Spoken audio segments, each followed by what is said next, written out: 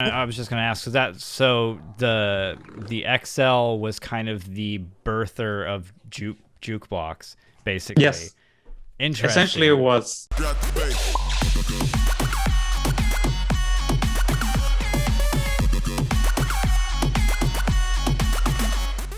What up, buttons? It's your boys, Adam Stark. And Alan Roper. And we ask you nothing today. We ask Dylan Tallchief what those buttons do. Yeah. That's right. We've got Dylan here, and he is a YouTuber and a music creator, and he has created some really cool stuff. He's done everything from impressive music recreations, making entertaining and funny tutorials that he likes to call edutainment, and even creating his own DAW in Excel, which led him to create a really cool tool to help song structures and even just creating music from the ground up. It is absolutely great to have him aboard today. Let's bring him in. Dylan, thank you for joining us this week. Thank you for having me. Yeah, I'm on the show. Yeah. Yeah, thank you. So, Thank as you you. guys might know, we have been we've promoted some of Dylan's stuff already with JukeBlocks, and we've talked about that in one of our episodes, and we will be diving into and following more about that. But we wanted to get Dylan on to actually talk about JukeBlocks and kind of get to know him and what brought him into this, like what brought this idea around, and how the music inspirations and where those come from as well. So tell us a little bit about yourself before, I guess we dive into those questions. Okay, the history of me, I guess, why I do the things that I do. Um, I got into like electronic music during high school, listening to Dead Mouse and Justice, in particular Justice. I was like, that was my kind of introduction to Nice. electronic music. And yeah, it blew my mind because at that point I'd like only listened to the Black Eyed Peas and Red Hot Chili Peppers, Yeah. and that was about it. That was yeah. Um, and then because of Daft Punk actually, there was a video that I saw on YouTube that just got recommended to me about how they created their songs using samples, and it like took a old 70s disco track and like just took a loop of it, kind of like sped it up and added like house drum beats underneath, and that blew my mind. I don't know why, but just seeing the creation, like seeing how it came to be, the track, it was like, whoa, that's kind of amazing that it worked like that. And I feel like some of the comments were like kind of let down, like, oh, they just like sampled, a song, they stole a bit of another song. But to me, it wasn't that way. It was like, wow, they created something new from something else, kind of like a remix, I guess, in a sense.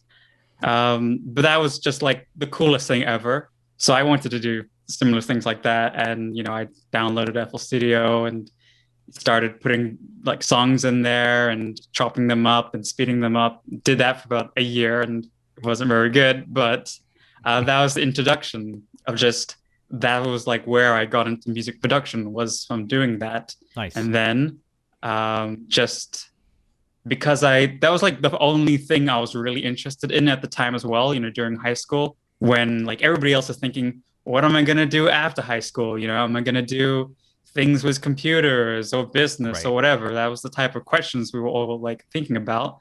And so music was on my mind. So it just seemed like a very natural choice to be like, well, I want to go to music college and do it even more and get better at it. Why not? And I think that kind of like worried my dad a little bit, just because of what is the job security of a musician or producer. Right. Probably not super high, if you're really just looking at the pure numbers and the chance of getting a job. There are safer career paths to take.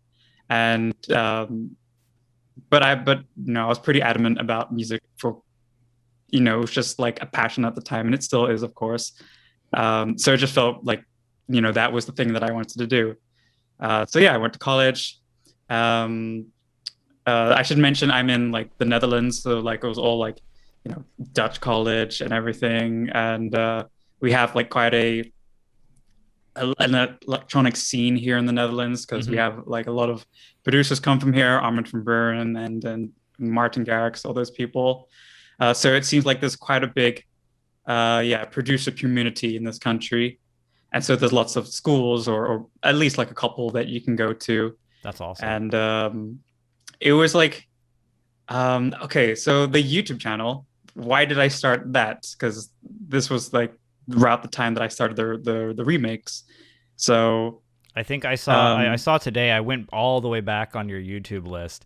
And I think the first video is the collections of music, and that's all. That's really old. Yeah, it's like that's the first one that I could find on there, and I watched that one this morning and I saw the process of where you went from the kind of recreations of stuff, and I guess that kind of ties into one of the questions that we had for you is, you went from posting your recreations and then just out of the blue just was like, here's a tutorial. Was there a lot of questions for that? Well, it wasn't like a demand for it or anything, but I do think the sort of progression was natural. At least it was one that I kind of had to make. Otherwise, just kind of doing the same thing over and over again, I think like the interest would have died down, not only just from people watching or subscribers, but just me myself. It's like, oh well, another one, it would be very much the same. But we had to do like a remake at school once, like in 2015. So this was before I was actually like doing these often, and I was very bad at it, but it was like quite a enlightening experience. Like, okay, kind of really listening and analyzing what other tracks are doing. And then the following year, I had to do an internship during the summer, and it totally fell through. I don't know what happened. I just got ghosted, and I never heard back from the person again. I was like, I was supposed to go to the studio and everything, but so I had all this free time now, and I wanted to, produce, make music, and I was also stuck doing my own music. I think this is like maybe very familiar with a lot of people, and it's going to be a reoccurring theme. And like everything, like up until JukeBlocks, where I can't do a thing or I'm stuck on making music in particular. That's like, it's always been a big challenge finishing songs for me. Understand that. But I still wanted to produce. So that was like, well, why not remake something? Because then I can kind of continue to produce, continue to get better at those sort of like sound design skills, whilst also kind of analyzing and learning what other people do, how do they build their tracks to completion, and then I could be like, hey, maybe that will help me finish my own songs. That was the idea. Looking back at it now, I think I kind of did it wrong I would only do remakes for a long time, and that's like studying for a test but not actually ever doing the test. So I would like, analyzing all these songs, but never putting it to use, never making my own songs, just doing the remaking part, which the reason I was doing that because that was like starting to get attention. I like uploaded it to YouTube, and people were watching it. Kind of guided like your own path into that kind of I wouldn't say a rut, but it was like ended up pushing you more towards that because that's what was almost expected. Yes. It was like a feedback circle where like, more people are watching it. It's like, okay, well, I'll do it more then. Right. Instead of maybe a more healthier balance of like what I should have done. But that's, for anybody else who ever thinks, oh, I'm going to make a channel just based off of remakes. It's a very niche bit of advice, but kind of what I learned is to maybe just be more well-balanced, I suppose. But also remakes now, just uploading them. I didn't do anything too special to get people to watch them, and I think that's because they already had the names of like other artists in them, so it was like it would be more common for it to be recommended. If you go watch the new Skrillex song, and then then the remake would be more likely to get recommended to people that watch that. So that helped, like, people watching the videos. Also, I was giving away the project files for free, so that was also like another incentive for people to subscribe. So then when the new video out, like, oh cool, people can like download it, look at what I did. Right. Brilliant. And so I guess we'll go to like tutorials, because that didn't take too long. Like about a year later, I'd say, was when I wanted to go from being kind of like voiceless in the videos to being like, okay, well now I'm going to do like a specific thing, I guess. Oh, what was the first tutorial I did? I think maybe it was about like bass sound design. If I saw on there, I kind of again briefly went through there. I think the first one that I saw, it's the one I watched again this morning, was how to do Fruity Loops like a pro. Oh, I'm not sure if that's your first one, but that's the when I was just like going through. I started from the bottom and was just kind of going through there, because that's when I noticed that switch. But you might have had some other ones in there. I think there might have been one or two before, but that was like one of the first like big, like, okay, this is, you know, a thing now than just remakes. But yeah, I was like pretty nervous in like at first doing it. I don't know why, but I don't know. I'm just like anxious about everything pretty much in general. So I would also like bass boost the vocal, like the voice pretty high. I didn't really know what I was doing. I was pretty sure I was just like putting a sound godizer on my on the mic as well, so that just like really messed with all the frequencies. But yeah, it was a sort of new thing, because then I could like, you know, cover different topics and kind of you know, explain a lot more than you can in a remake. If I'm just showing a remake, you don't really see how I made it. You just see the end result. So this was a bit of a like, okay, what is my work process a little bit? And I think the how to use FL Studio like a pro was something that wasn't really talked about a lot at the time, or at least like there weren't many tutorials for the type of content that was, which was workflow, which has always been like something super, super important to me. And that will also be like kind of a reoccurring thing in later videos, was like how getting ideas from your brain out into the DAW, because if that's slower, then that can be like a frustrating sort of what's the bottleneck essentially. So yeah, and the faster you are with your DAW, then you can try more things quicker. You can just, you know, you can get the idea from your brain onto the DAW, instead of like doing it Alan and I have talked about that. I think that was one of the reasons that we ended up starting the show, was specifically for that.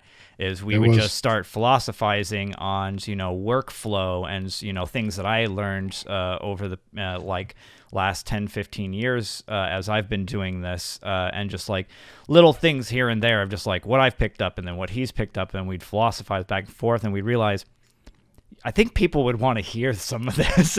And that's kind of what inspired that as well, is having a workflow, because if you get bottlenecked by the you know, what sounds to use, or you know, you just have something in your head, but then all of a sudden you're trying to find the right sound and you just lose steam. Yes. That happened to me so much. I get stuck on something like a very for common hours. thing. Yeah. So like the like that video was really just, you know, it was like, just a bunch of shortcuts as well, you could say, like in a video, but like the philosophy behind it was exactly what you're saying. It's like getting that sort of ideas out as quick as possible. Not that you need to like speed run or anything, but just that there's less resistance in that transition from, you know, what's in your mind to the program. And that like shows later, like I did one for Ableton when I started like transitioning a little bit more and using more of Ableton as a DAW. We'll talk about, you know, which is better, whatever, later. But a big part of moving to Ableton was that I didn't have a lot of things that I was so used to in FL Studio. Like menus, for instance. If you want to like add a plugin, you can just like select it from a menu, whereas in Ableton, you'd have to go into like a sub menu and then open up folders and look at them like plugin by plugin, and it was not great. So that's like when I came up with a prototype for LES, which is the Live Enhancements Suite, and I showed that to a friend of mine, called Inverted Silence. He's another producer, so that's shout out him. He also just released like his first YouTube video, just well, not his first, but he's trying to get into like YouTube videos as well. Nice. So I guess that's a shout out to him. Yeah, we worked on together. He did like the bulk of the programming, but we like shaped this thing that's essentially just a lot of things that you would be used to that are cool in FL Studio, but then also now in Ableton, plus other stuff that I just thought was like really handy that I use and still do often because it's just nice little shortcuts. It's workflow. It's just getting those ideas out quicker. Yeah. Just so you can like have more of them, because quite often my way that I work is I attempt a lot of stuff and I know a lot of it isn't going to work. That's okay. But as long as I can like move on to the next idea, it's like, okay, well, that doesn't work. Well, how about this instead? Or how about that? And what if I change that? Whereas if it took me twice as long, then it would be a lot more of a frustrating process and I wouldn't get as much done. So yeah, if I can quickly move on to new things, then there's more chance that, I'll find something that I think actually works or is good. Right. Yeah. Yeah, I skipped a little bit in terms of time. But yeah, I was doing tutorials for some time, I don't know, about a year. There was like, so that big sort of future bass, cute kawaii sort of video that I did about future bass, in particular, like Japanese style future bass, which was kind of something that I was like finishing off college at the time, still like in my last year. I was actually like very behind. It's a 4-year course and it took me 6 years, whereas that sounds pretty bad. But in my defense, I did the same thing. Same thing. Instead of 4 years in, I was 5 years in. Yeah. In my defense, like nobody else, only one person from our class like finished on time. So, it's like, okay, well, I'm not like exceptionally bad. Right. I'm just, as bad as everybody else. Yeah. Yeah. Met the badness bar. Yes. Yeah. So I was like, okay, well, that feels a little bit better just in comparison. But one of those, like, I was trying to think like, okay, how can I make something that would be cool for my YouTube channel? Because I was starting to put like a lot more time into this and therefore less time into actually schoolwork, which was, only like making that worse because, I was already behind.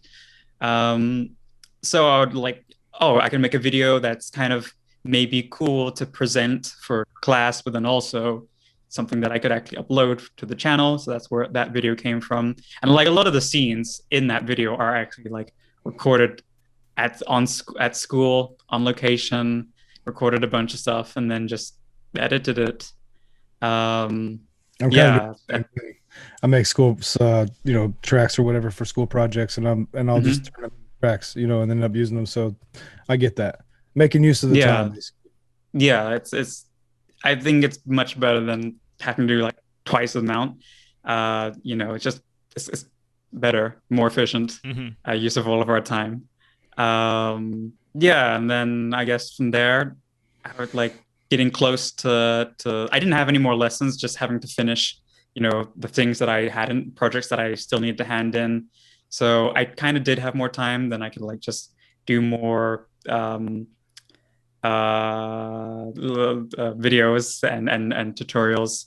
And also because the videos were like starting to get like watched, I could have ads on them. And then also sample pack companies like Cymatics would be like, hey, we'll pay you, and you put like promote our sample pack or something. Nice. So it's like, okay, well now it's turned into a viable way of, it wasn't like anything I could live off just yet or independently, but it was enough to be like, wow, this is actually something that I can, a little bit of motivation to keep pushing. Motivation, and it felt like it was paying off in some way. Not that I was like from the get-go, okay, how can I monetize this exactly, but it was like nothing that I ever really expected. It was like, cool, I'm just gonna kind of roll with it and see where it goes. I think that also kind of put my dad a bit more at ease that, I was starting to, it wasn't just something that I was spending all my time on, because, it did worry him that I would spend all my time making these videos and not doing my college work. So yeah, that kind of made him a little bit. It's like a great affirmation of the choices you made in life for your dad. You know what I mean? Yes, it's almost, yeah, a little bit of like I don't know what's the word, not validation, but like, hey, it kind of did work out. And I do think I don't like I'm not gonna say like, oh, that was all me. I do think I've been incredibly lucky with the things that I've done. You know, like for instance, as I mentioned right in the beginning, was like getting recommended, my videos getting recommended. You know, if that didn't have happened for whatever reason, if the YouTube algorithm just said no, and I don't want to promote your videos, Right. then, you know, people wouldn't have subscribed, people wouldn't be watching them, and I probably would have been like, oh well, I'll find something else to do. And I don't know what else I would have done really with my time, but that didn't happen. So I just, you know, took the most of the opportunity that I could really get. I don't know if that made grammatical sense what I just said, but yeah, you know. Yeah, got it. Yeah. So just keeping the ball rolling, more tutorials, like specific ones about specific genres and artists. Those turned out pretty well. I did like one about San Holo. He was kind of already established, but still up and coming in some ways. He had just like had a hit with Light. That was like his big breakout single. And then, you know, that was much more popular than I thought it was going to be. It wasn't even like my most watched or popular video, but I feel like his community of fans like really enjoyed that video, so it felt like a lot more engaging in some ways. And I can like still, you know, go to, if I ever go to like a Bitbird event, which is his label, then like there'll people like, oh yeah, you know, you made the video about San Holo, and it's like Nice. it's kind of ages ago now, but it still happens. Yeah, so that was like really cool, and I think like I still have like lasting friendships from that sort of era, which is also kind of impressive that, you know, that has lasted so long. So yeah, kind of neat. That's cool. That's cool. That is really cool. Yeah. Yeah. I think with those tutorials, one thing that I found always fascinating and really fun is, and I guess that's the curious question about it, is you make it so entertaining and it's like amusing to where it almost seems it's like you do it in a dry way, like the way that you vocalize it, like doing I think the first one I ever saw of yours was the Dead Mouse, like how to Dead Mouse, and the way you came across it, it almost seemed like you were making fun of Dead Mouse, but not really making fun of Dead Mouse. But it was deadpan. That's the word I'm looking for. Yeah. You did it so deadpan. But does that come naturally? Did you script a bunch of that out, or does the comedic aspect of the tutorial of saying how to do this, and then having it be so lighthearted and fun as well? Did that was that something that you targeted, or was that just something that just came? Like it is like a conscious decision to do that, but I wouldn't like ever say, oh, I'm a comedian, or that I even think I'm particularly funny or anything like that.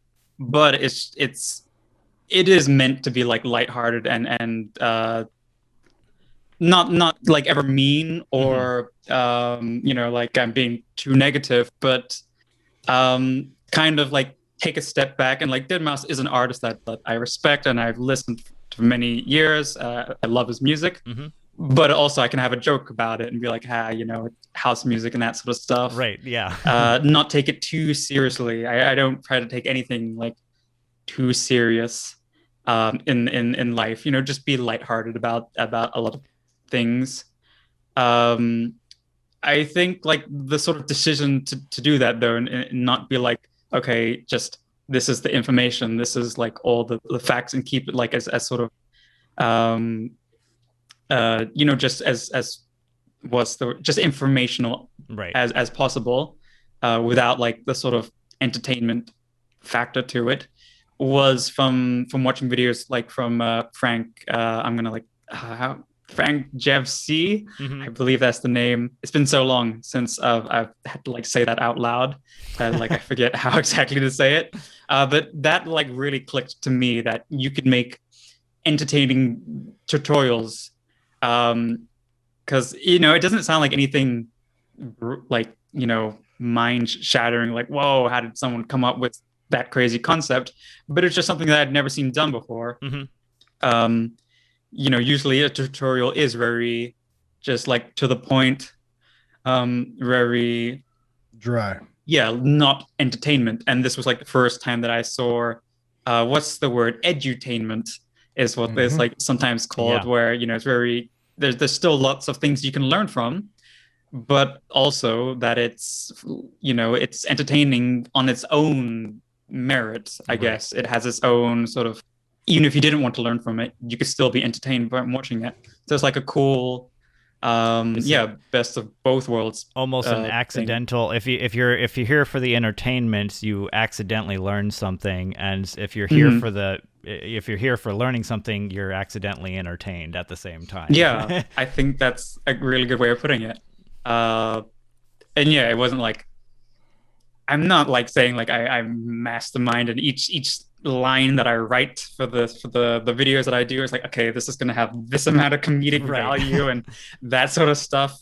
So like a lot of the lines just come naturally, like just out of curiosity, I guess, for because that's reason I definitely touch on that, besides the fact that it's a very unique thing that I've seen in a lot of tutorials, is with what we're doing, especially when I go in to edit our videos, I can notice, that's the type of thing that I end up having to put in afterwards, where it's something, we're trying to work for, being that we're fairly new for doing this type of stuff, to where, we would always do this with friends or anything like that, but we're actually putting it out on YouTube. Is us trying to keep that entertainment. So that's one of the reasons that I asked that, is because we're still crafting how we want to actually bring these things out. So knowing other people's processes and how they kind of approach it is really good, and it's great for other people out there as well, that are thinking about doing any of this types of stuff. So thank you for that.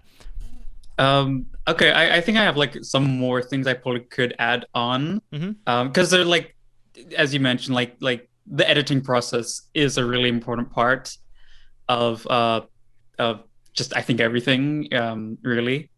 In fact, I would say it's probably one of the most important parts of a video in general. And it's something that I also spend probably maybe the most time on doing. It is quite a time intensive thing. From like making the videos, I've like, there's two different ways I've kind of done these for tutorials, where one is like a very scripted thing where I'll plan everything sort of in advance, and then it's like a checklist, and it's like, okay, well, I have to say this, I have to do that, I have to record this, and blah blah blah, and put it all together. And then I have the other videos where it's just like, oh well, I'll just turn on OBS and just record and go and edit it later. And both of those have their challenges, the upsides and downsides. Yeah. I think it's in music production, or like at school, we was always told about this 30-70 rule, where if you prepare in advance, so you have like good recording of all your instruments, then you hardly need to do any mixing, because the sound already is good and you've done the work beforehand, so that saves later on. And then as the opposite, if you don't, then you need to spend more time behind the desk mixing harder, because it wasn't recorded as well. And that's similar with video. With if you script it all out, then you'll have an easier time editing it. And I think in general, it's like I like doing the scripted stuff, just because it's very precise. It's like you plan everything out the way you want it to be. I know I said just earlier, it's like, oh, well, I don't really plan stuff out, but I do plan the script out. Well, it's like it's also like we were saying earlier with just creating a workflow in music. It's kind of the same way, as you're basically setting out a tracked versions, or a way that guidelines that make it easier to film an episode or create an episode, which in turn, helps with the editing, and the same thing goes, with music and everything like that. So it makes complete sense on how those intertwine there. Yeah, it's the two schools of thought. I mean, if you think about hip hop, it's like writing versus freestyle. So it's just different, ways of doing it. And some speak to some people like I can freestyle okay, but I'm a much better writer. Same goes for production. If I don't know what I have in mind, it might go on forever. And like you said, sitting behind sound design for hours on one thing versus like knowing what I'm going for to begin with. So I kind of like the predetermined route more than I like the freestyle route myself. But that's for music particularly. Yeah, that would be like a big workflow thing of what fits best, and also just what is good for the particular need at the time. If it's like sometimes it's just easier to just record, to turn it on, record, and then just do it later, or at least you're just not in the mood for planning everything out. Not everything needs that sort of preparation, I guess. It's very similar, just for different worlds and different forms of media. Yeah. Well, then, since we're in workflow mode, which DAW gives you that better workflow? You know what I mean? Like for me, Ableton is like a sandbox. Like I can go in session view and just flesh out ideas really fast, switch over to arrangement view, piece together the song, do the automation, effects, whatever, in a really short amount of time versus any other linear left to right software. That's just me. It works well for me. So I wonder how you approach it. Also knowing our backgrounds from it. I think Alan's is close to mine, and Alan, you can add in as well. But mine goes from, I started out in Acid Pro, the old DAW. I think it was Acid Pro, Heard of it. Reason, a little bit of Fruity Loops, and then to Ableton. Oh, I also played in Logic for a little while too. So, and I think Alan, especially with going to school right now for it, he's like touching a bunch of these as well. Yeah, I mean, I started with Fruity Loops in like 2003 or something for Reason, and got it. That was like when Reason was really killing. It was like 06, 07, 08 maybe. And then Ableton was just kind of coming on the scene then. I mean, it was on the scene, but I wasn't aware of it until like 2008. And I moved into that. However, and I go to Berklee College of Music in Boston, and they have a lot of classes about production or whatever where like Reason is required, and I've moved on from Reason. I don't want to use Reason at all. I'm cool with like all the patchwork and stuff. Like it's good to know routing and understand how signal flows or whatever, but Ableton just simplifies all that, and I'm less is more for me. Like I don't need all those details. I'm like I have an iPhone and not an Android because I don't need all those details basically. So I guess this would lead me into the question I had about JukeBlocks. I can wait for it though, but yeah, just what do you think about your workflow? What do you think works well for you, or is it project dependent? So I do like, I kind of also want to talk about the DAWs because I think that's like a really cool topic, DAW wars and everything. I've used FL Studio. I still do. So about 10 years in total. But also Ableton's since 2017. So that's about 4 years now. And they're very different. I've seen, like, I've had to use a little bit of everything just because of school. They kind of make you do it, which is fine. So I've had to use a bit of Pro Tools and Logic and Cubase. That's one I actually haven't touched is Pro Tools. Cubase a little bit. I forgot about that one though. I did Cubase for like 6 years. Yeah, I like it. Yeah, it's like the others. I mean, like in general, there isn't too much difference in some of the fundamentals between like Pro Tools and Logic and Ableton. They all have tracks, and you have like an instrument on the track, and then you put either audio or MIDI on the track, and the track has effects. So, it all has those fundamentals. The biggest difference I find is between those, if you like group those all together, and you had FL Studio. And also recently I found out LMMS is somewhat similar, where you don't have like a specific track that's linked to an instrument. You have a channel rack, which is like just a collection of different samples or instruments. And then you can put that anywhere on your playlist, and it doesn't matter because it's still like the MIDI clip that you put down. It's linked to the the channel rack instead of an actual track. So even if that clip is on, track 1 or 2 or 3, it's always going to be playing the same instrument. And then you can like link that to, they call it an insert, but basically a mixer track, which will have effects. So it's very free form. It's very like open. And that was what I was used to for a long time, because that was just what I first learned. So I was like, oh, this is just natural to me. Right. And that's cool and all, but going to Ableton was like very restrictive because you didn't have that anymore. You were back to the more classical, okay, everything's per track. If you put a MIDI clip in a different track, it will go to a different instrument. And I was like, whoa, what the heck? Why do I ever want that? That seems so outdated. But I like it now. I think it's easier. I like that automations are like contained per track. That was always something that I feel was a little weird in FL Studio from time to time. I like the fact that it is limited in some ways, or it has like it has a more set in stone form that you kind of need to adhere to. So it's like, okay, well then I need to, it like organizes everything in a way. It pushes your workflow in a certain direction, which so happened to be a workflow that I wanted to move towards. So then this would be a really good reason why I did choose Ableton, because now we're going to get into exactly the sort of workflow that I have. I think if you ever seen like the video I made like a couple of years after how to use FL Studio like a pro, I made one for Ableton. Yep. Which is, it does show a lot of like cool techniques that I hadn't seen in other places, but also why you would really want to use it. In some, like the sub context of that video is really like my sort of workflow with Ableton. So what I always thought, and I've kind of mentioned it before, but like throwing a lot of ideas out and then seeing what sticks has always been my approach to a lot of things.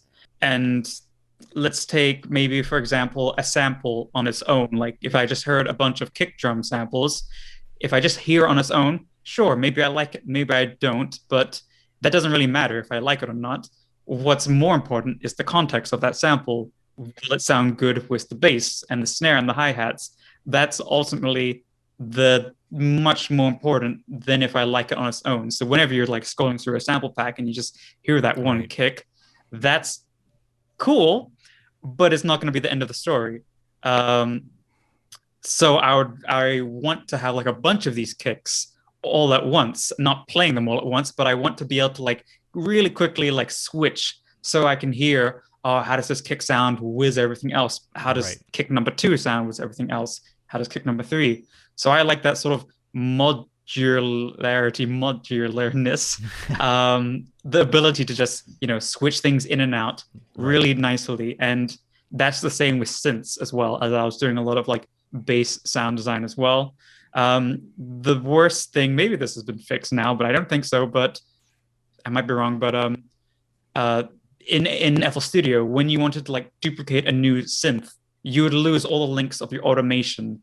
So you would have to relink everything. So if you have like, 5 things getting automated, you need to like relink that back to the automation clip. And that was like a big hassle. Whereas in Ableton, you just duplicate a track and you have all your automations there, which was perfect. Because then I could like, let's say I have a bass number 1, I can make a new bass and then see if the bass number 2 is better than bass number 1. Right. And again, this is like going back to just attempting a lot of ideas and see what's best.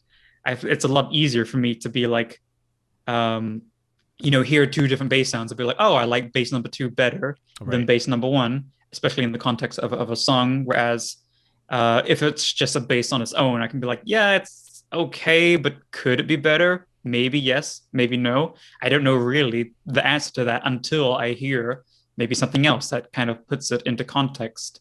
Mm-hmm. So context as well is going to be a big part of my workflow, for better or worse, because I tend to use a lot of reference tracks where I want to hear other people's songs and see if is my mix sound good? Is my bass as loud, or my drums as hard, or whatever? Do they come through the mix as nicely? Just hear if it stands up to other people's tracks, so I know it's on that sort of level. And why I say for better or for worse is because if you're comparing yourself to really good tracks, it can be super demotivating to hear like your songs, your like, own why music doesn't it against, sound like this one? it's the worst. It's a terrible feeling. It's really bad, especially after working on it like for a long time. Feel like, Right. oh no.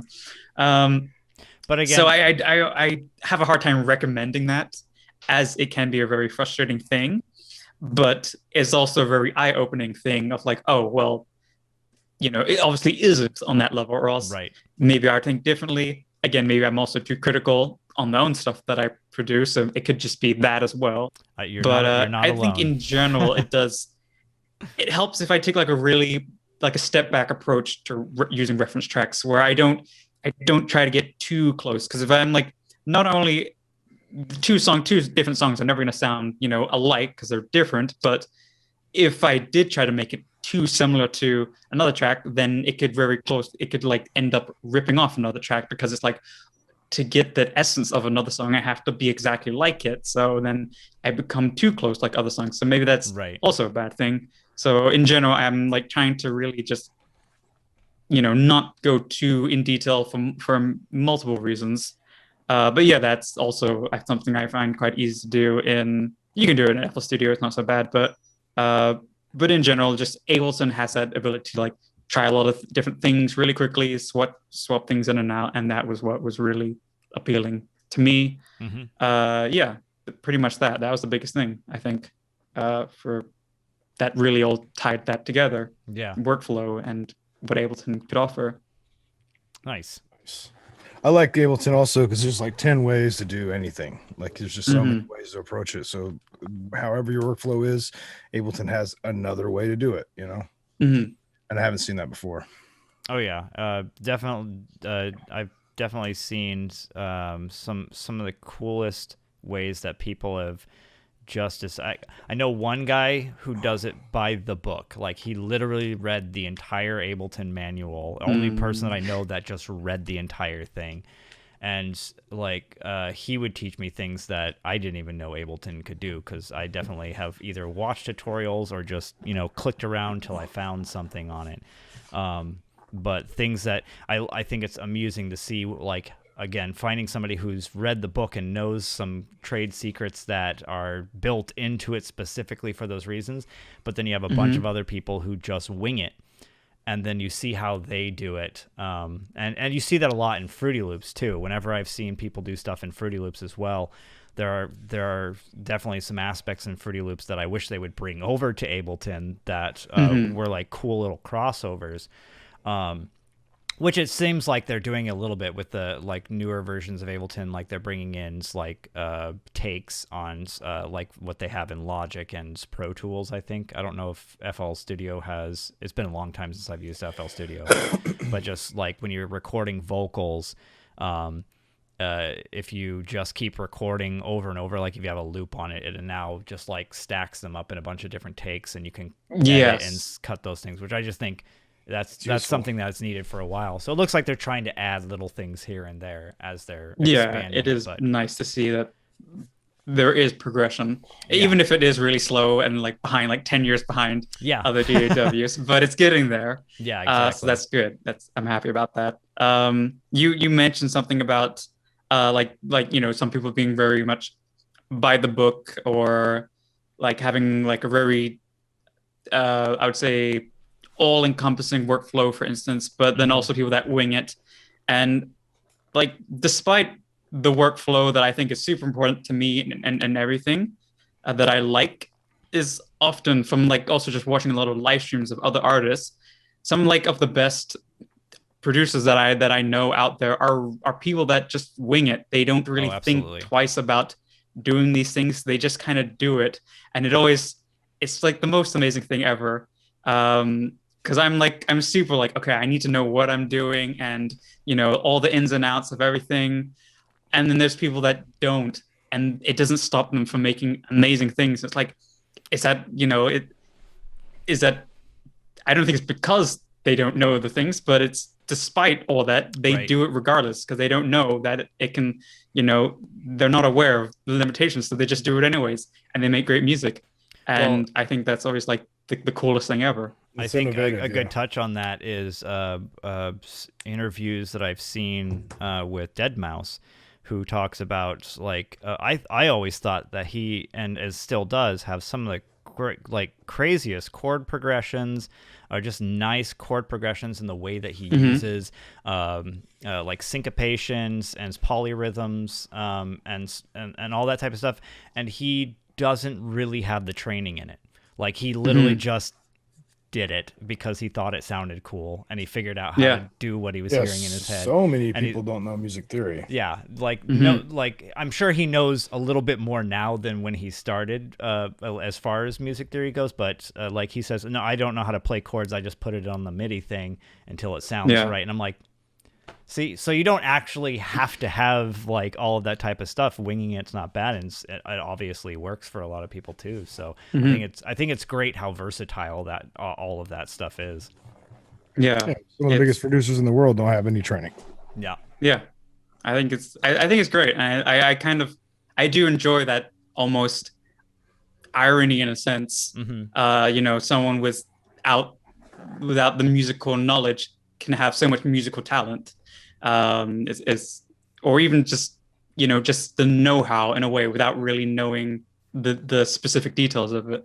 I think it's it's absolutely great. There was something kind of related, I guess I can there was I don't know if you know the artist Snail's House, but he also does like a lot of this sort of future bass that has like lots of jazzy chords in it, and it's like very advanced in terms of music theory, and so you would think like this he knows what like all the chords are, all like the extensions and everything like that. And I've asked him like music theory like related question, like what is going on here, and the answer was just I don't know, just do what I think sounds nice. And it's like, wow. Unless he just says that to like not go into it, because it would be too like you wouldn't understand. Right. But it also could just be like, it's just, I don't know, it just sounds good, and that's like really cool. Yeah, I can't explain it, but it's just really cool. That's great. So let's start moving towards JukeBlocks.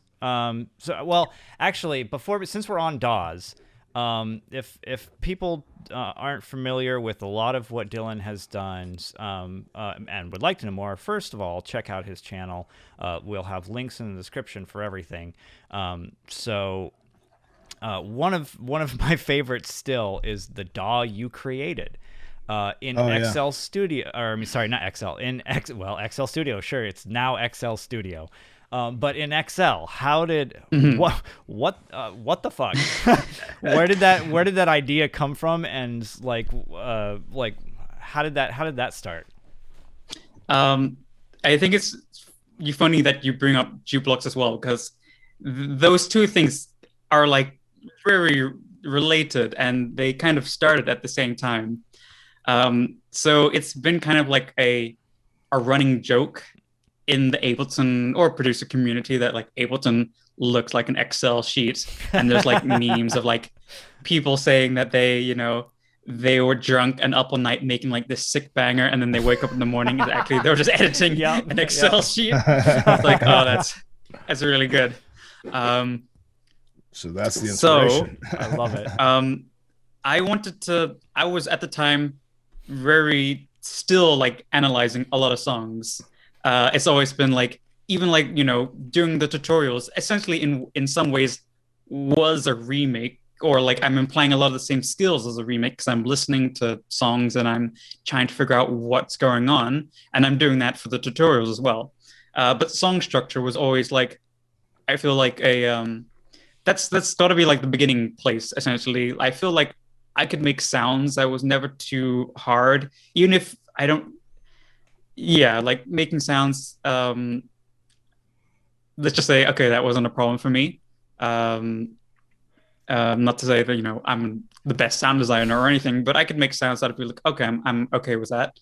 And then chord progressions and melodies, I always felt like not that, I'm the best at it either, but I could do it. I could like, make them if I needed to. But the finishing of the song part, where is the problem there? Where does that lie? And I always felt like that was just the sort of knowing what to put when and where. That's so Right. the arrangement and the song structure part. Um, so that was like something that I was really interested in, song structures, and I would even like kind of go back to my remakes or other songs and just sort of notate what is the structure of this, and where would I like write down these notations of. I thought, well, it would be Excel would be a great place for it, because I knew the meme that Excel kind of looks like a DAW anyways. So I was like, oh, well, I'm going to notate like these song structures in Excel and then kind of take a look at it, get an overview of like what's going on, maybe like come up with some patterns and some rules that I can help follow my own. If I make my own song, I can be like, okay, well, Right. I know that, the intro is like, has this many elements, maybe like kick, clap, and snare, and then a percussion comes in, and it's very easy to say that, but I was just trying to come up with like a nice sort of rule to follow that I could always fall back on if I ever felt like I was getting stuck with music. So I'm in Excel doing this sort of stuff, and I wanted to kind of from like the existing sort of data that I had, essentially these like structures that I had written out, see if I could like generate my own structure, which was like a big leap. But at the time, I was like, seeing things like AI. There was like new AI advancements that could make pictures and Right. or music from scratch. I was like, whoa, this is a very cool field that's probably going to play more in our lives as time goes on. I thought it was just a really cool thing, just generating it. And as the structures themselves were pretty basic, I didn't think it would be too hard to do. I was looking into what I could do with Excel and generate a pattern at least. It didn't have to be anything complex, but just, randomize something and give me some sort of thing back. And then maybe I could turn that, as a sort of source of inspiration sometimes. And I did do that. That was like one of the first things where I would just, it would just randomize a bunch of things like, oh, should this bass pattern be 1 bar or 2 bars long, and should it have a percussion, and how long should the intro do? It just give me like a bunch of these things, a bunch of prompts essentially. So then, because I was learning how to use Excel, they have like a sort of coding language in the program called VBA. I was learning, how to do different things, how to generate a sound, how to do this and that. And I don't know what it was, but I was like really interested to see if you could like kind of play a generated thing that I had just arranged, for instance, just to hear it back and be like, oh, that sounds nice, or if it's good. And then if it wasn't, I could just generate a new one. So kind of just get like a preview in a way of what I was working on inside, without having to like, okay, remake it in FL Studio first. And I kind of like Googled around. I wondered maybe somebody else had done something similar to this idea. And I'd found that I wasn't the first one to make a DAW in Excel, but not in the way that I had done it. But there was like a sort of arrangement tool. I forget what it's called. I'll look it up. But it did like a very similar thing where you could like notate some sort of like MIDI essentially, or patterns of MIDI, and they would send them out to different locations. Like if you had an interface, then it would send those out to whatever's connected to the interface. Right. So like I wasn't the first one to do this in any sort of way, but it was not user friendly at all in any. It didn't make sense if you were like familiar with DAWs. It was very much just like working in an Excel office sheet. That's really what it looked like and kind of ran like. So I wanted to kind of first sort of re-implement that in the context of like something that's much more familiar that we use. Right. So a lot of like the initial code of like being able to send a MIDI message outside of Excel using like sending it to like a virtual port essentially, or to your interface, and then that would get connected to whatever your interface is connected to. That wasn't me. That was like an existing part. But then being able to like build my own sort of time-based drum machine that loops around, and then you fill out where those go in like a sort of very much like the channel rack in FL Studio. You have those like a step sequencer essentially. Right. Recreating that concept is what I did, and then being able to like change the MIDI notes and like what pitch it is, and the sort of different drum patterns that you could have. That was like the first iteration of that. And it took about 2 weeks to make. This was also like my first frontier into coding, but like 2 weeks doesn't sound maybe too long, but also I was working on it like nonstop because I don't know why or how, but I got hooked doing this, because what I discovered is that this was like a series of little like each bit that I had to do to make it was an own little challenge. So I'd be like, okay, how do I, just the fact to get it like something to move kind of on a time-based thing by BPM, how to do that was a challenge. And then getting it to loop around and store like a pattern that you'd created into like a separate location and then retrieve it. Those were like different all little problems that I had to overcome. And that was like really rewarding, figuring out how to do this. Right, and then it'd be like awesome. It'd be like a constant little feedback thing, because once I was done, then there was the next one, a new one to do. So like without really noticing, I got like addicted to this, of like this little problem solving thing. Which was, I think, really great, but it like was really surprising to like notice that I had fallen into this sort of trap in a way. Like, whoa, I've just spent 2 weeks doing this. Come out of a 2-week coding haze, being just like, where am I? Essentially, like, where am I? But yeah, I thought it was cool. It was novel. But I didn't know what people's reception were going to be. But I was doing like these weird, quirky things. Anyway, at the time, like I had a video about, using my voice to control instruments, which was just really turning it into MIDI, or like using MIDI signals to control Minecraft and play Minecraft using a MIDI controller. Those were like the cute little things that I was doing around the time. So it felt very much in the style of that, doing like, hey, what can I do that technically isn't really making music, but it's kind of related to making music. Right. Because I'm like just procrastinating from actually making music. So this is why I'm doing this sort of stuff, essentially. So figuring out ways to be productive without being productive, but still kind of being productive. Yes. I even like sort of, I've kind of coined a term for that, which is like productive procrastination, where like from not doing it, avoiding it, you spend that time doing something that's, still productive, but you're avoiding something else. So you put so much energy in, the other thing that has become a productive thing. I like that, productive procrastination. Basically what my whole channel is, essentially. So yeah, but yeah, it's just been like something that I could continue to do.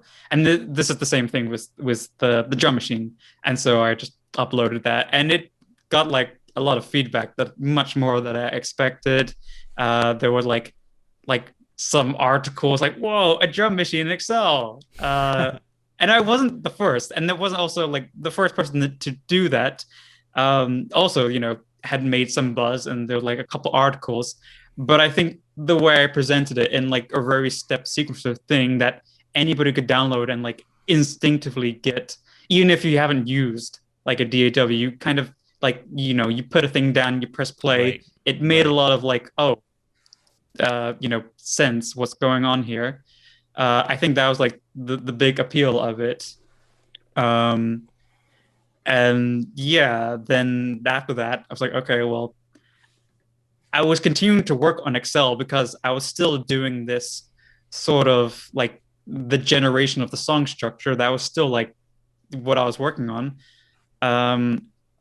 So I was still spending a lot of time in Excel. I was like, okay, well, why not just build it out into a whole entire thing, into an actual DAW? I already had the step sequencer. So really, I just needed like a piano roll and then like a place to put these patterns. And it it was much harder than just said, simpler said than done.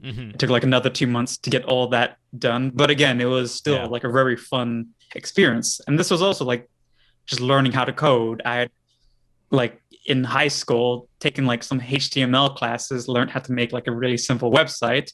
But that was about it. So doing this was like, learning a skill that I thought was cool. I didn't really know if I was ever going to really use these skills down the line, but I have. So that's like nice that I managed to like, make use of that. So after the Excel thing, I started going into Python because that was where like a lot of the AI development was happening. They have like a bunch of libraries like TensorFlow, which is a common one that people use to build different things. And like on the TensorFlow website, there's a bunch of tutorials as well, like, learn how to make a classifier so you can, if you have different images of cats and dogs, it'll help you, differentiate between that. Yeah. So that was like a cool sort of learning what's going on there. Again, kind of, picking up more programming skills. Then a video that came after the Excel Studio thing was like making an AI listen to dubstep, which was I remember that one too. It was just like an interesting way of. I was spending a lot of time doing this, so it would be nice if I could like turn that into a video. It's just like the schoolwork thing where like I want to make the video anyways, but I also want to hand it in for school. Right. But now it's flipped. I want to like learn programming, but also then I can hand it in as a video for YouTube now. Nice. So that was like learning what an AI or what a neural network does, and in the context of music, because that's what the channel is really revolves around music production. So that makes a lot of sense to keep those together. That was just like following a lot of tutorials and then kind of just applying it to my own use case essentially, and then also explaining what I'm doing, which is kind of funny because like I'd only just learned a lot of this stuff, so it would be weird for me to really be giving a tutorial about it. And I say that in the video, I'm no expert. If you want, I linked to like all the places that I learned from that like give better or like are more right better authority to learn from than me on this subject matter. But it was still like something that I thought it's like the edutainment thing. A lot of the videos that I was watching were very dry and were like, this was like a chance to make something that could be a lot more condensed, and it wouldn't go as in depth as a lot of the other videos, which is why I linked to them, but it could be like a nice sort of opener, because that's probably all that I'm like, would be good at explaining. I wouldn't have to go too in depth myself because I, could backfire because I could do a really bad job of that. And it could also then, still be entertaining and, maybe introduce other people to this specific field. Right. So yeah, that was that. And then the generation of those song structures is just something that continued to go down, get like more involved. When I was doing like the Excel DAW, that friend that I mentioned earlier, Inverted Silence, he had told me about what like an Ableton file actually is, which was like a really big thing. He told me that it's actually just a zipped file, technically a gzipped file that you can like open up. Yeah. And then there's like a file inside, and you open that up, and it's an XML file, which I didn't know what XML is, but if you read it, you can see like, it has all the information of the track. It has like track 1, 2, 3, what instruments are on the track, what clips are on it. So for me, this was super handy because now I could like take the structures that I had generated and then convert it straight away to like an Ableton file, and then check it out in Ableton and then continue it. And that could be like a really nice sort of again, it was like a nice creative prompt for me. If I'm out of inspiration or I don't know how to finish something, to be like, okay, I'll just make a structure and then just work on with that. I like that sort of template, and then I can just fill in the lines, and you can see like that's exactly what JukeBlocks is. it's turning one of these templates and then just coloring in the lines yourself.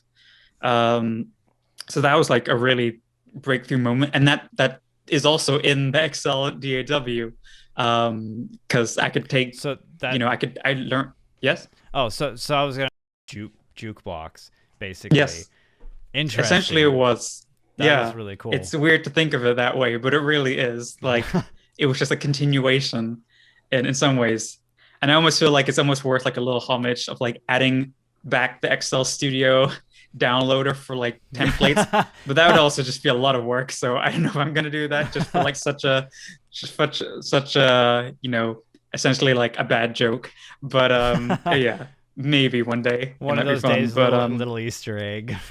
Yeah, this is the grandfather of jukebox. I have it like on the website. If you go back to like I have like an updates page where I just say, okay, this is a new feature that I've added. Yeah. Like you can scroll back to like see all the things, and like right at the beginning is like where I began, the Excel Studio, the drum machine, everything, because that really was the origin of it. So it's worth mentioning. That's great. It's kind of funny. Yeah, so then I also was starting to learn about project files, and that was super cool because it's kind of related to what I was doing, where, I could work with a song structure and then I could directly insert that song structure into a project file. And I was like, hey, cool.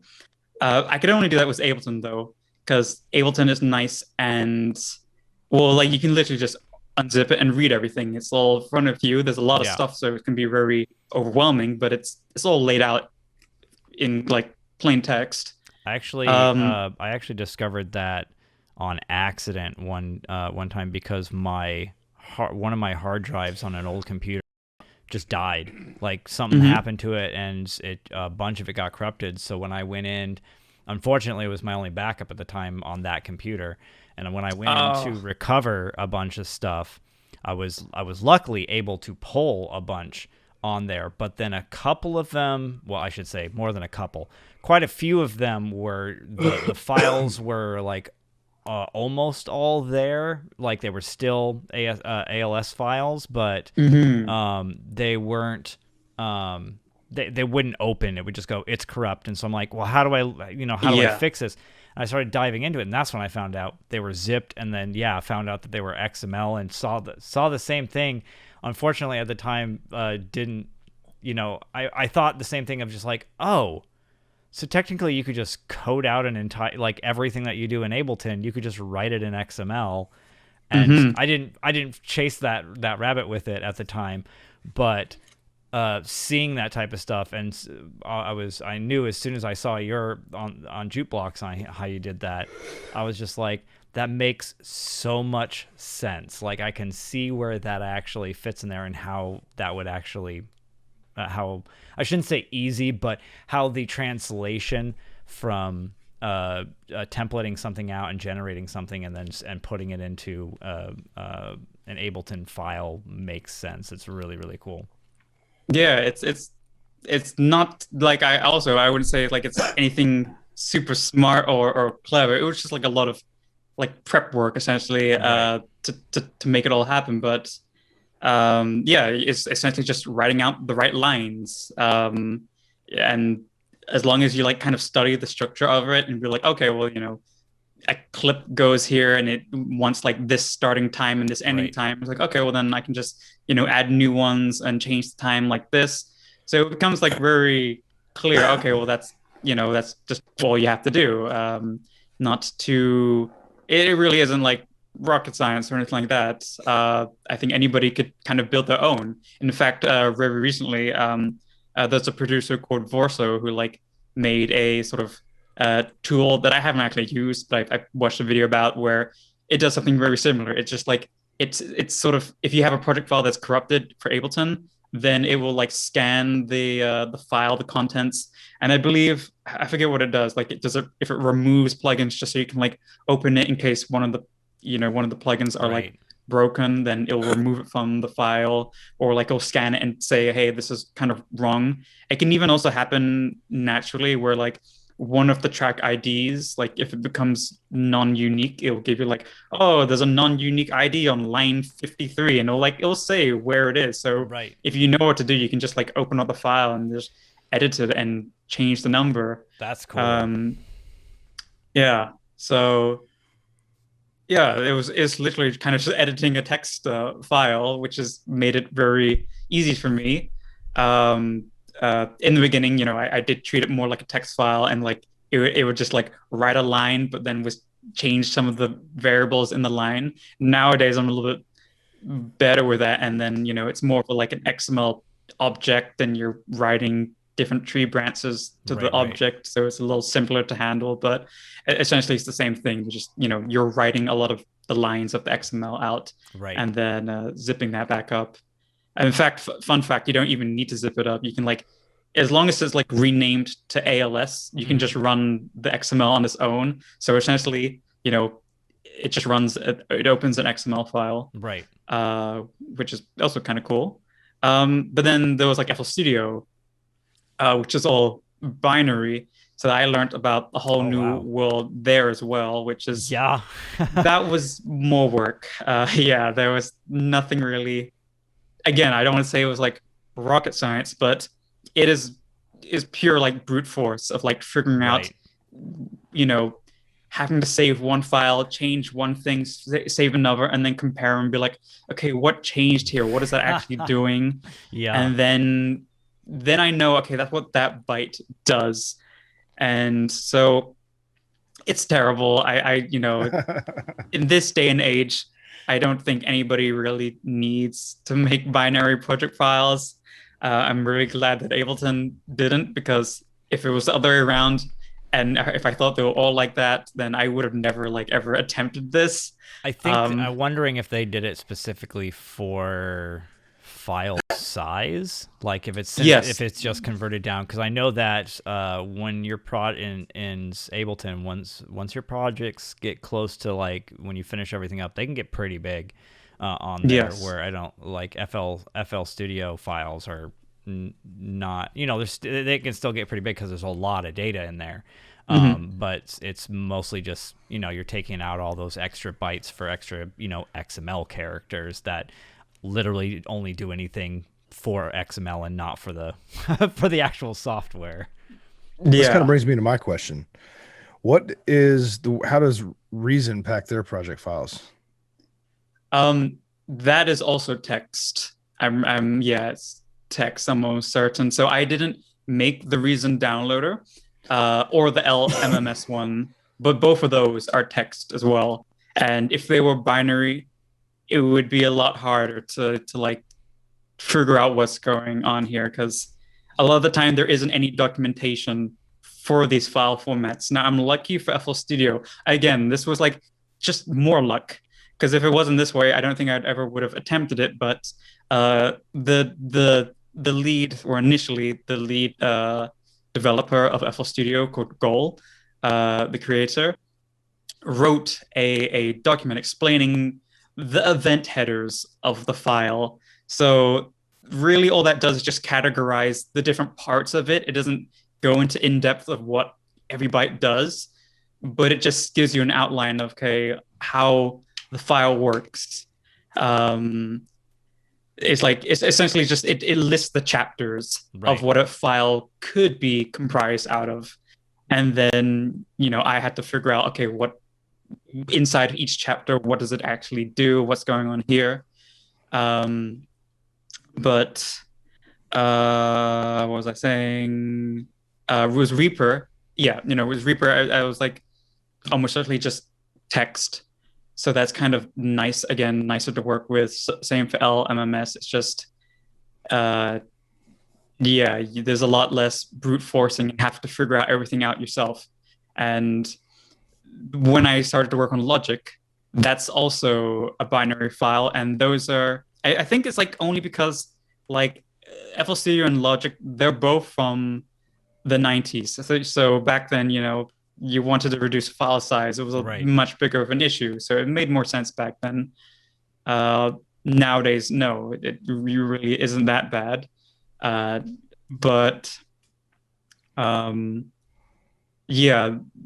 If I hadn't learned how to do FL Studio and get an idea of what a binary file really is and how they could technically work, then I would have no clue with Logic at all. So it's only because I had experience with FL Studio that I could kind of bounce and sort of move on to the next. I keep hitting my table, move on to the next thing. It was been a logical progression each step of the way, which is also really lucky.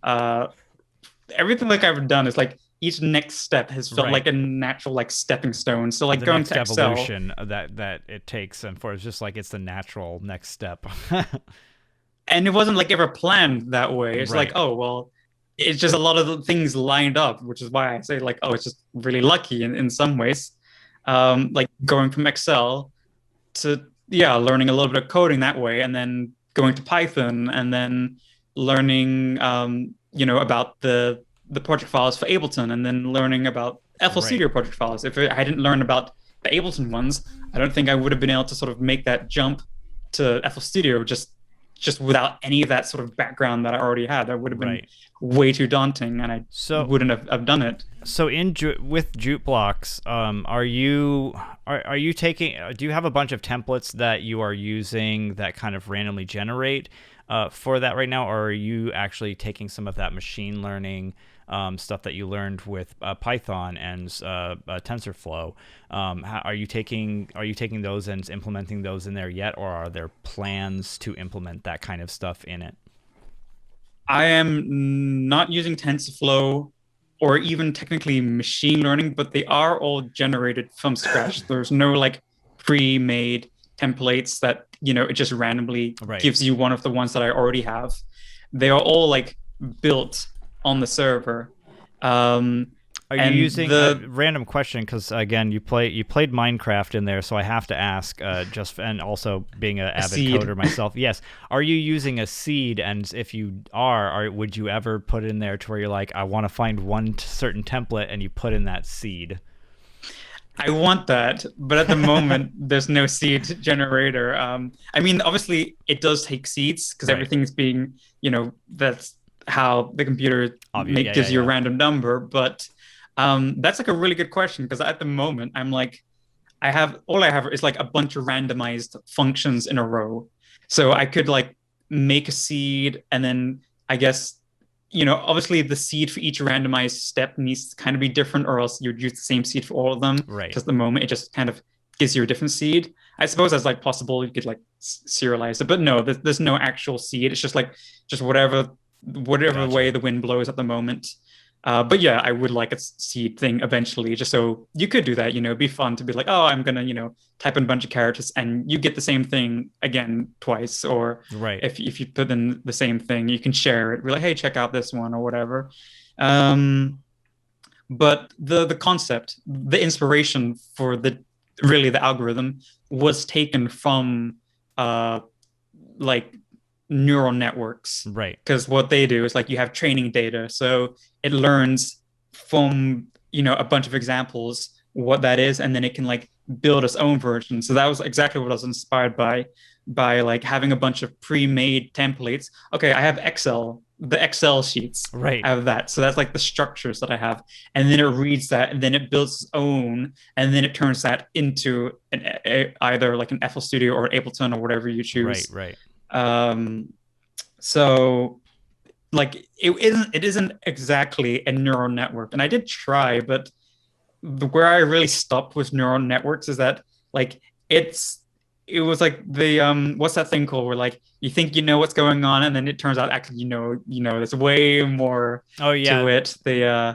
Where the machine learning took it a different direction than you were expecting. Well, like it's so much more in depth. Gotcha. And in some ways like too in depth. Like it's a very big field, and to really understand it, I would just need to go to college to do it, and I don't want to go back to college. I'm done with college, so not yet. I don't want to go back yet. Not yet.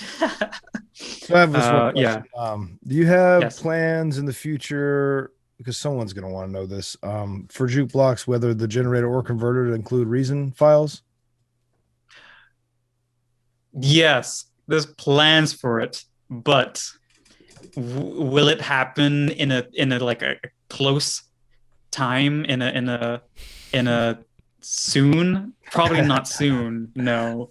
Then there's a reason for that. Although I don't know particular about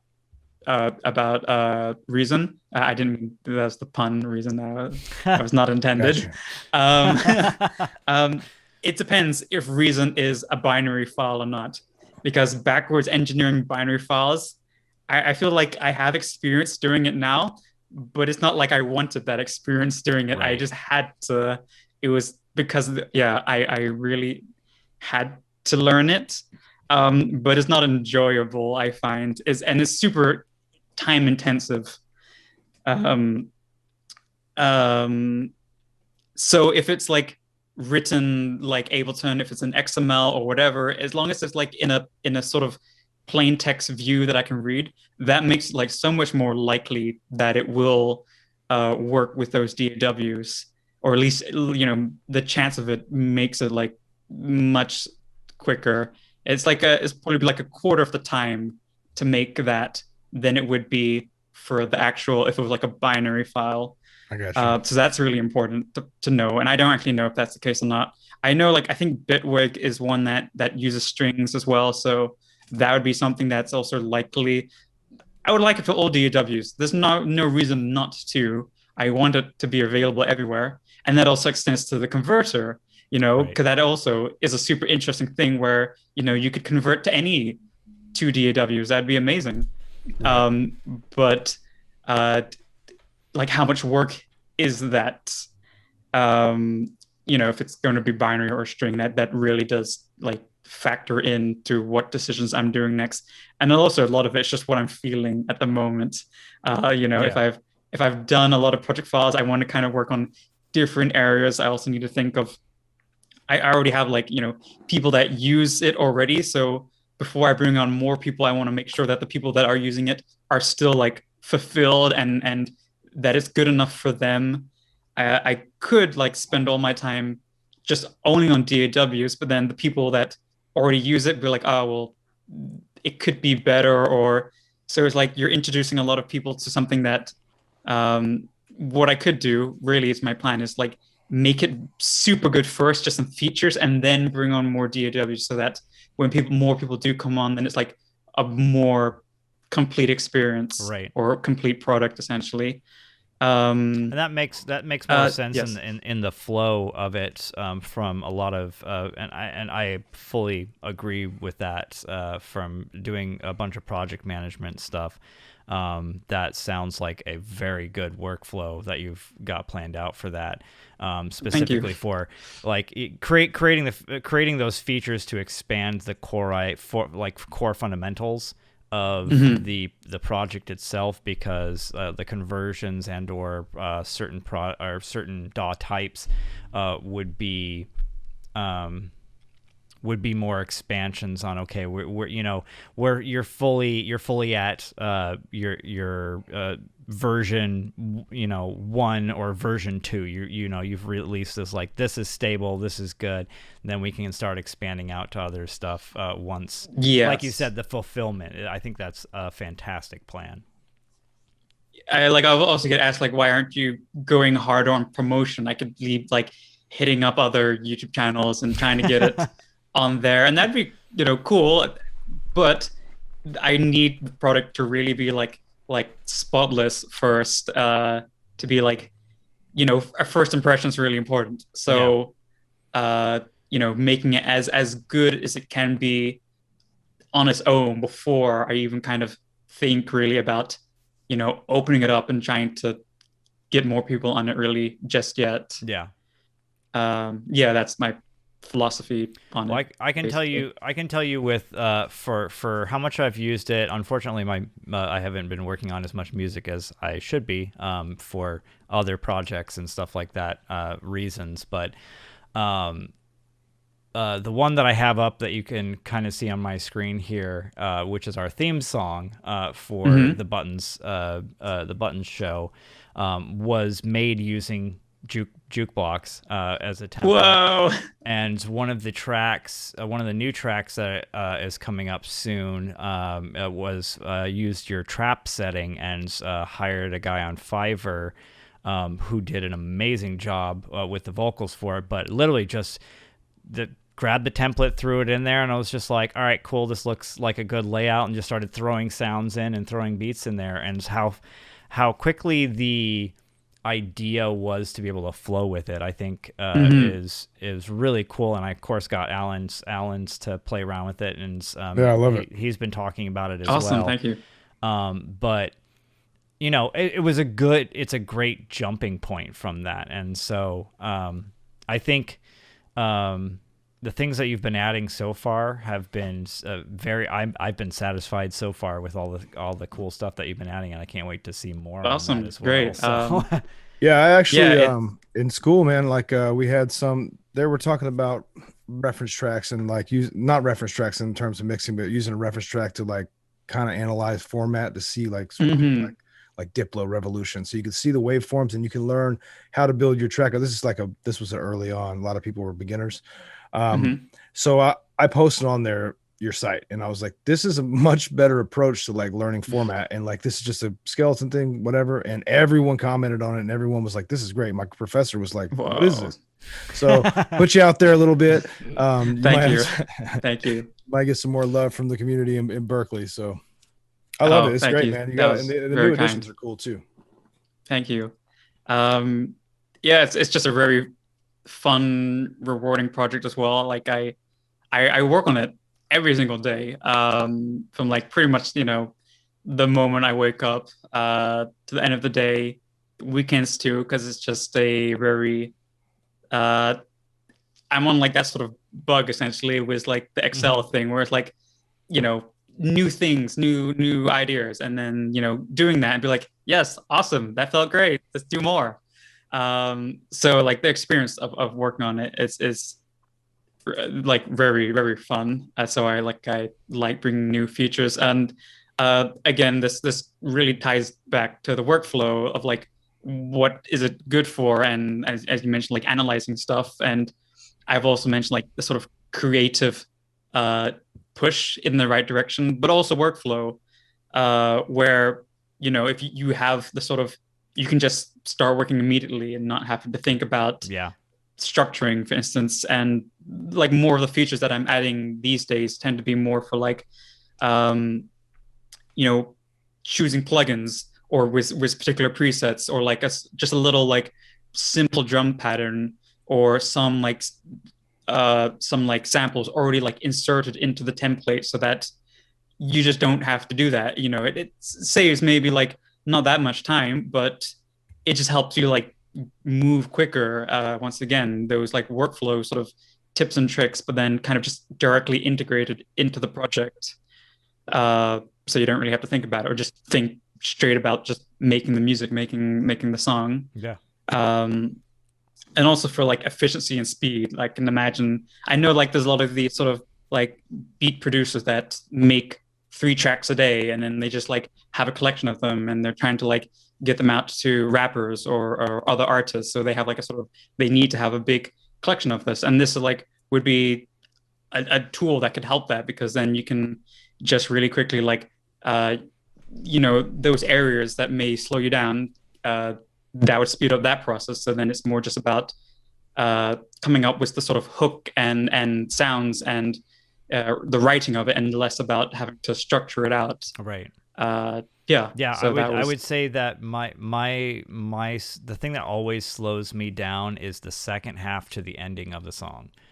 Is almost always is just, how do I change this up during the second half just enough to make it a little bit different, you know, because obviously it's still the same song and everything. And then how do I end this without it just being like, oh, it's over? You know, you're just like, I guess it's been going long enough. I'm looking at my time. It's about like now 6 minutes long. What am I doing? I need to end this thing.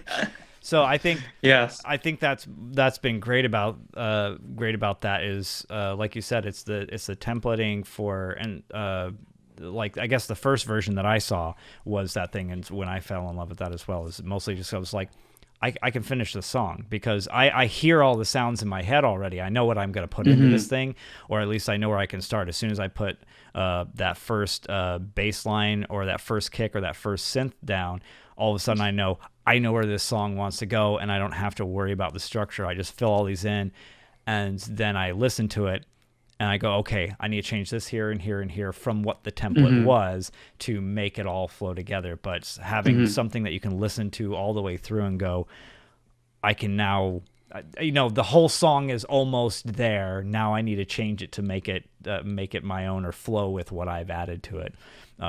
Very quick speeding up process of all of that. Absolutely. Yeah. That's the exact sort of goal, and so it's great to hear that it's achieving that. Super awesome. There was something you mentioned that made me think of something, but then I like lost the thread. It's gone. It's gone. That's fair. We are getting close to our 2 hour, about hour and a half now, or hour and 45. I think this is probably we started the show as a podcast, but then we were like, well, we're mostly doing it on YouTube, and it's not really a podcast. It's more of tutorial stuff. This has actually turned into probably our first actual podcast of what could be called. Cool. I think it's great. Getting to know you and your process and what you've done here is fantastic. Would definitely love to have you back down the road to see what else you've done with it. Some of see what the new evolution or the next project evolution from JukeBlocks or where JukeBlocks goes. It'll be really cool to see. I do have something that is very new on the horizon that I've kind of already made it public on the website, but not it's not open to everybody because it's not a finished thing. So I didn't really want to have the sort of public perception of it just yet. But it is if you're subscribed, it is already available to use for Ableton users. Also, it's not even FL Studio, so it's really limited at the moment. But it's tied into everything else where, I had learned to generate these song structures and then also put them into a template, into a project form. Then also from the converter part of the website, learned how to read these files and see what people, parse the file and then, put that into the format of a different file. Right. So I've it made sense to really combine those two halves together. So this new thing that I'm working on, which is it's creatively named the rearranger or whatever, because it rearranges a project file. So let's say that I think I know where this is going. And the coolest thing, and also the only thing that really works at the moment, is the ability to let's say you have just 8 bars of music. So you have a bass line, some chords, and maybe a simple drum beat. What it does is that it takes that that idea and then it will arrange it for you.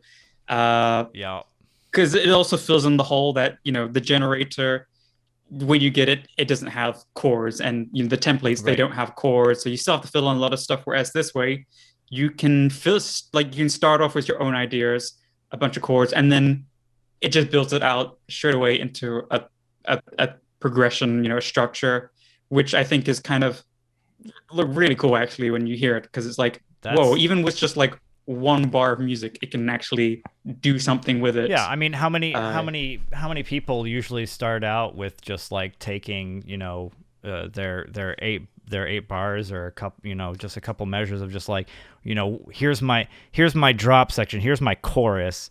I put all my things. I'm this is how heavy I want it to be. This is all the all the drums effect. Now I got to start from the beginning and just build up to it and then build after it. And I mean that's almost always where I end up starting from. I build out from the middle. So having something like that to basically take the ideas and spread them out. Yeah, sounds awesome. Bit by bit. And it's also I can see that maybe the template, that workflow isn't for everybody, having to it's very much you have to still do a lot of the legwork yourself. Right. It gives you the outline, but you have to fill it in. Whereas this way, it takes something that you've already made, that you would have normally made anyways, however, feels best to you. But then it can take the synths and the chords that you've already written and then just reuse that and then do something with that instead. That is wicked cool.